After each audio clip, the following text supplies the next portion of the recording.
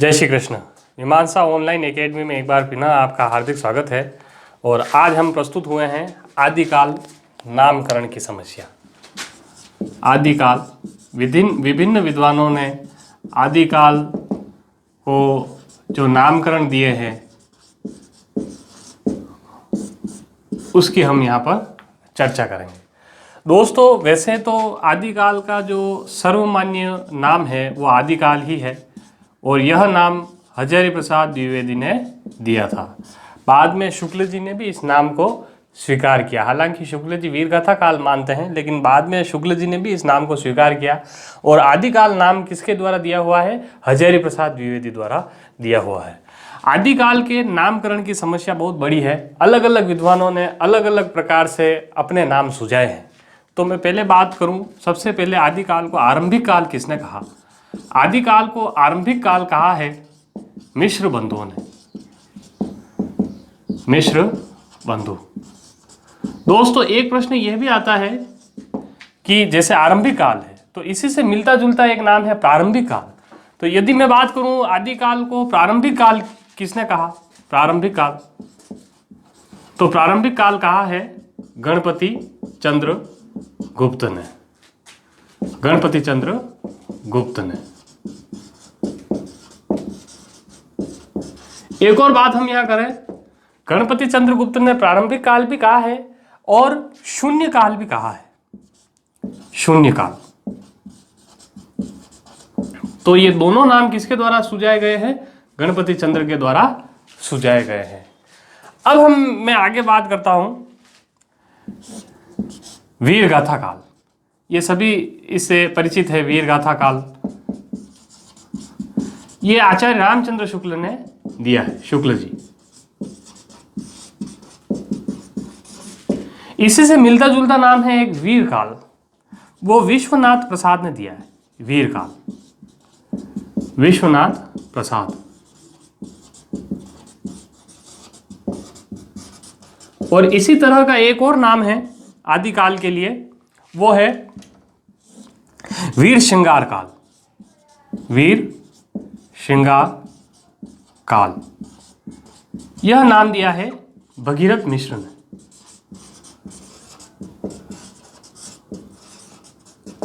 चलिए अब हम आगे बात करते हैं सिद्ध सामंत काल। इससे पहले मैं ले लूं चारण काल। देखो, आदिकाल को चारण काल किसने कहा है? चारण काल कहा है ग्रियर्सन ने। फिर आदिकाल को संधि चारण काल किसने कहा है? संधि चारण काल। संधि चारण काल की संज्ञा दी है डॉक्टर रामकुमार वर्मा ने।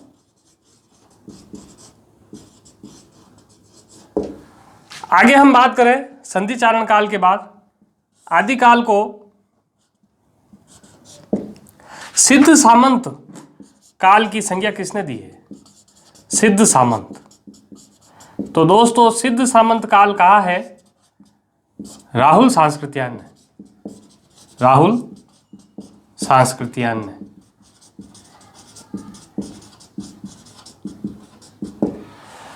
अब हम आगे बात करते हैं आदिकाल की। नामकरण में ही हम चल रहे हैं। जयकाल। आदिकाल को जयकाल की संज्ञा किसने दी? आदिकाल को जयकाल की संज्ञा दी है रमाशंकर शुक्ल रसाल ने। रमाशंकर शुक्ल रसाल ने आदिकाल को जयकाल की संज्ञा दी। जयकाल। आदिकाल को बीजवपन काल की संज्ञा किसने दी? तो आदिकाल को बीजवपन काल की संज्ञा, बीजवपन काल की संज्ञा महावीर प्रसाद द्विवेदी ने दी। महावीर प्रसाद द्विवेदी। अब आगे बात करते हैं आदिकाल को उद्भव काल की संज्ञा किसने दी? तो आदिकाल को उद्भव काल की संज्ञा, उद्भव काल की संज्ञा वासुदेव सिंह ने दी। किसने दी दोस्तों? वासुदेव सिंह ने दी। अब हम बात करते हैं ये किसके द्वारा दी गई है? उद्भव काल की संख्या वासुदेव सिंह द्वारा दी गई है। अब हम बात करते हैं आगे, आदिकाल को आधार काल की संज्ञा किसने दी? आधार काल, तो आधार काल की संज्ञा दी है मोहन अवस्थी ने। मोहन अवस्थी ने। अब हम आगे बात करते हैं, आदिकाल को अपभ्रंश काल की संज्ञा किसने दी? अपभ्रंश, अपभ्रंश काल किसने बताया?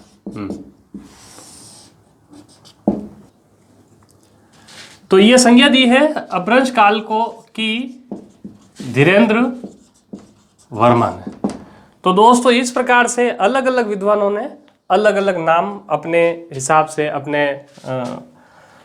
मत से ये सुझाए हैं। और आदिकाल को आदिकाल की संज्ञा किसने दी, यह भी हम नहीं भूले, हजारी प्रसाद द्विवेदी ने।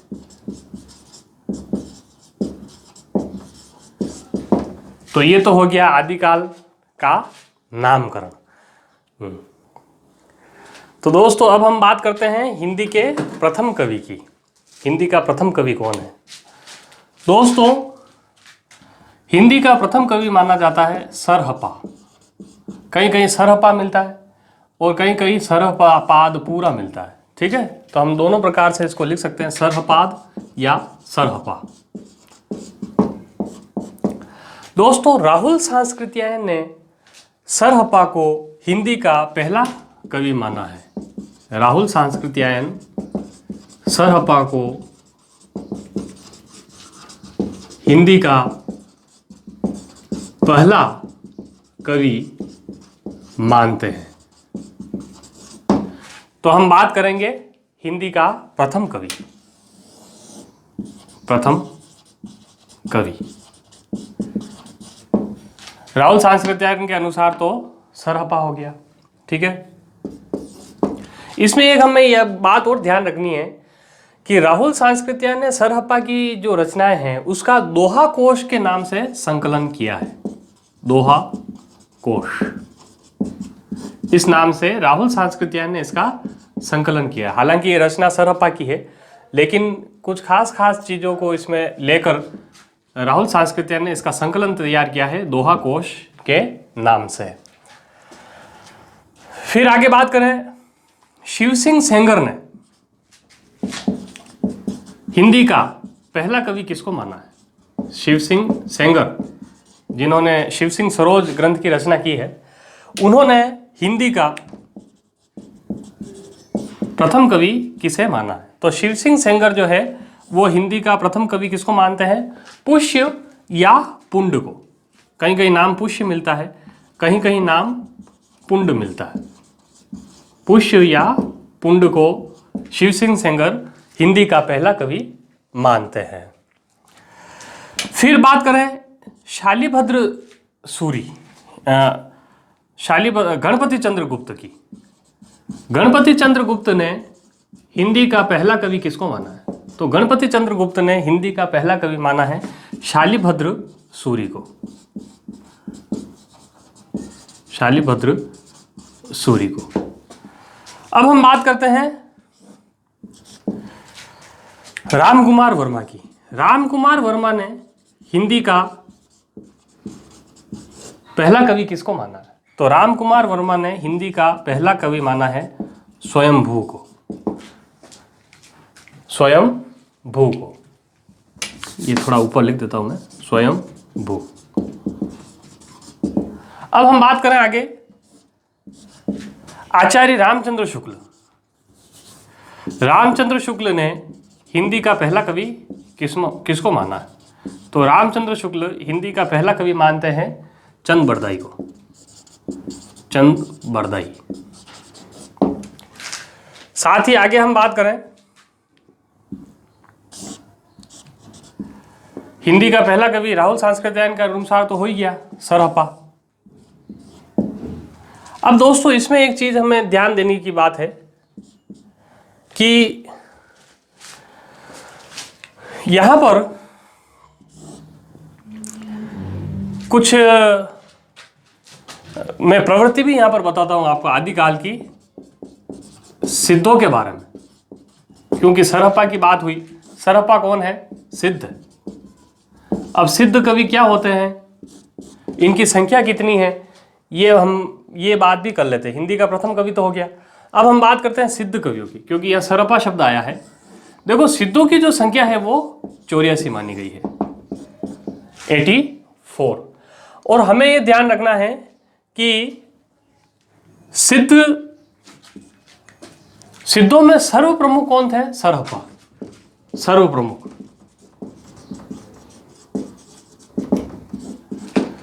दोस्तों, सिद्ध कवि जो हुए उन्होंने नैरात्म्य की भावना, काया योग, शून्य, सहज ध्यान पर ज्यादा बल दिया। सहज ध्यान, सिद्धों ने किस पर बल दिया था? सहज ध्यान पर, सहज साधना। एक बात हमें यहां ध्यान रखनी है, जो सिद्ध कवि हुए उनकी भाषा शैली है संधा भाषा शैली। संधा भाषा शैली कौन सी है सिद्धों की? संधा भाषा शैली। दोस्तों, यह वही भाषा शैली है जिसे कबीर ने अपनाया था। कबीर, इसमें अंतः साधनात्मक अनुभूतियों का चित्रण प्रतीक शैली में होता। संधा भाषा में होता क्या है? प्रतीक शैली। जैसे कबीर कहते हैं काहेरी नलिनी तू कुम्हलानी, तो जो प्रतीक बनाते हैं वो संधा भाषा शैली में ही, इसका संधा भाषा शैली के अंतर्गत ही वो रखा जाता है। उलटबासी संधा भाषा शैली का ही एक उदाहरण है। उलटबासी, कबीर की जो उलट भाषा है वो सारी संधा भाषा शैली के अंतर्गत ही आती है। और उलट भाषा क्या होती है? वो प्रतीकात्मक, अंतसाधनात्मक अनुभूतियां जो कि प्रतीकात्मक होती है, वो उलट भाषा है। अब मैं दोस्तों एक बात और बताऊं आपको यहाँ पर सिद्धों के बारे में। सिद्धों ने जो सहज साधना पर बल दिया, तो उसमें उन्होंने नारी को स्थान भी दिया था। यानी कि बाद में जाकर परवर्ती वर्षों में नारीवाद की स्थापना, देहवाद की स्थापना सिद्ध में हो गई। तो हम आगे जो विस्तृत पढ़ेंगे सिद्ध और नाथों में पूरा एक अंतर, उसमें मैं सिद्ध कवियों की प्रवृत्तियां और नाथ कवियों की प्रवृत्तियां अलग से लेके आएंगे। पूरा एक टॉपिक चलेगा। एक यहाँ छोटा सा एक मैं श्रावकाचार का उदाहरण भी ले लूँ। श्रावकाचार, क्योंकि सिद्ध की बातें हो रही है, यह भी देवसेन द्वारा लिखित है। यह ग्रंथ देवसेन 933 ईस्वी में लिखा गया और इसे हिंदी का पहला ग्रंथ माना जाता है। कवि की बात तो हो गई, हिंदी का प्रथम कवि ये सारे। अब हिंदी का पहला ग्रंथ आचार्य रामचंद्र शुक्ल ने, कवि तो माना है चंद्रवरदाई को, शुक्ल जी ने, और बहुत सारे जो विद्वान हुए उन्होंने हिंदी का पहला ग्रंथ किसको माना है? श्रावकाचार को। और इसके रचयिता है देवसेन और इसकी रचना काल है 933 ईस्वी। 933 ईस्वी। इसमें श्रावकाचार जो ये ग्रंथ है, इसमें 250 दोहे हैं, 250 दोहे हैं, और 250 दोहों में श्रावक धर्म का वर्णन मिलता है। श्रावक धर्म का वर्णन इसमें मिलता है। तो दोस्तों, हम विस्तृत तौर पर वापस सिद्ध को हमने छोटा सा परिचय लिया, लेकिन सिद्ध और नाथों का पूरा एक अंतर हम लेके आपके सामने अगले वीडियो में प्रस्तुत होंगे। आज के लिए ये वीडियो यही था। प्रथम कवि और आदिकाल नामकरण और सिद्ध के बारे में एक छोटी सी जानकारी।